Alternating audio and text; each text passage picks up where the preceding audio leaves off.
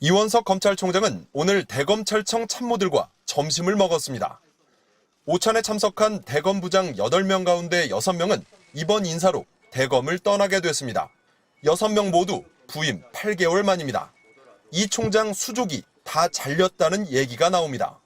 이 총장은 이 자리에서 부장들에게 월요일에 인사가 날지 몰랐다는 취지로 말한 것으로 MBC 취재 결과 확인됐습니다. 한 오찬 참석자는 인사 시기에 대해 의견이 안 맞았다고 들었다고 했습니다. 또 다른 참석자도 이 총장이 시기가 너무 이르다고 말씀하셨다며 조율이 된 거였으면 오늘 아침 그런 표정이 나올 수 없다고 했습니다. 실제로 검사장 이상급 39명이 교체되던 월요일, 이 총장은 직원들 격려차 강원도 영월과 원주지청을 돌던 중이었습니다. 인사 발표가 나자 이 총장은 이틀째 지방 일정을 취소하고 급히 상경했습니다. 대검 부장들에게 인사 소식을 알린 사람도 이 총장이 아닌 신자용 대검 차장이었습니다. 오전 9시쯤 신자용 차장이 부장들을 긴급 소집해 인사 소식을 알렸습니다. 규모나 시점 등도 예상 못하신 걸로 이해하면 되겠습니까? 인사에 대해서 제가 더 말씀드리지 않겠습니다. 박성재 법무부 장관은 문제될 게 없다는 입장입니다. 박 장관은 어제 퇴근길에 이 총장과 인사를 협의했냐는 질문에 필요한 절차를 다 진행했다고 답했습니다. 토요일에 인사안을 두고 박 장관과 이 총장이 서울 모처에서 만난 것으로도 알려졌습니다. 하지만 한 전직 검사장은 법무부 검찰국장이 인사안을 들고 와서 총장에게 보고하고 실무진들이 왔다 갔다 해야 협의라며 이것은 그냥 통보하는 것이라고 말했습니다. 이후 인사는 정광석화처럼 이뤄졌습니다.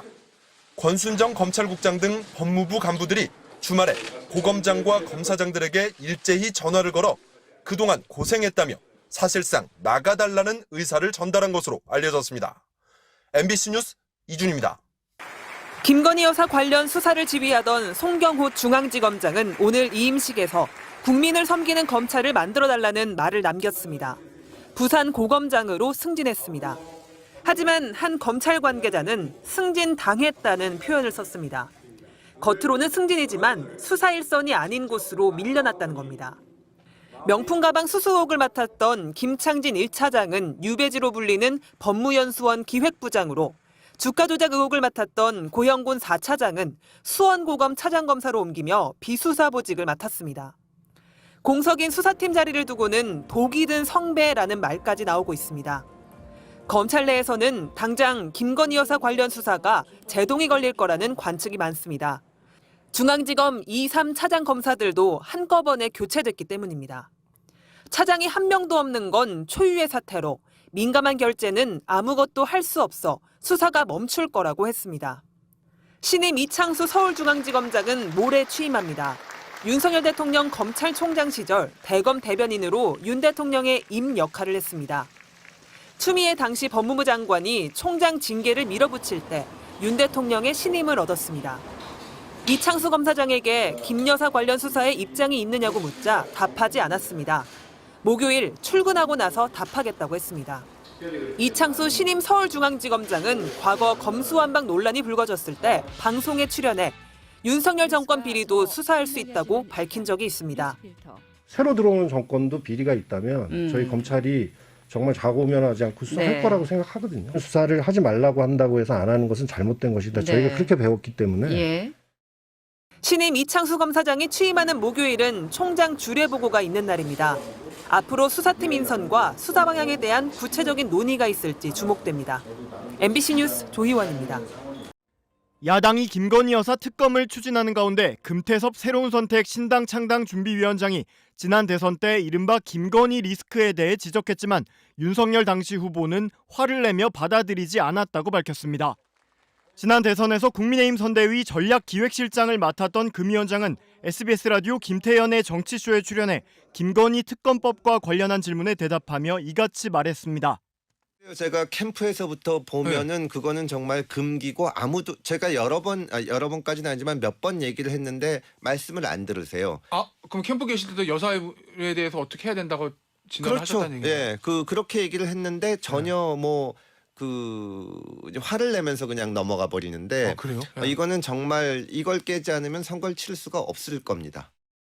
금 위원장은 그러면서 당시 김건희 여사에게 TV 카메라를 들이대니까 젊은 남성 직원이 뒤에서 목을 누른 영상이 찍힌 일이 있었다며 그 직원이 누구냐고 물었지만 끝까지 알 수가 없었다고 회상했습니다.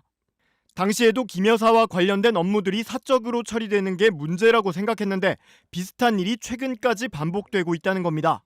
끝까지 캠프에서 그때 있었던 남자 직원이 누군지를 몰랐습니다. 그러니까 사적으로 다 이제 처리를 하는 거고 이번에 명품백 받은 것도 코바나 콘텐츠 그 사무실에서 그런 일이 벌어졌던데 저는 그거는 정말로 큰 문제고 국민들로서도 참을 수 있는 한도를 넘었다고 생각합니다. 금 위원장은 또 김 여사가 명품백을 받았다 말았다 말이 많은데 경호부터 다 깨진 것이라며 그런데 아무도 말을 못하고 있다고 지적했습니다.